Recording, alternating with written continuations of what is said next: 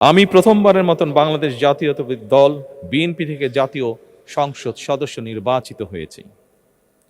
জাতীয় সংসদের সংসদীয় দলের নেতা নির্বাচিত হয়েছি।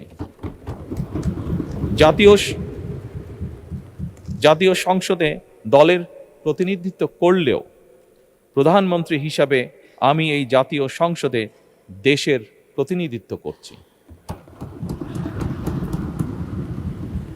দল, মত, ধর্ম, বর্ণ নির্বিশেষে দেশের জনগণের প্রতিনিধিত্ব করছি।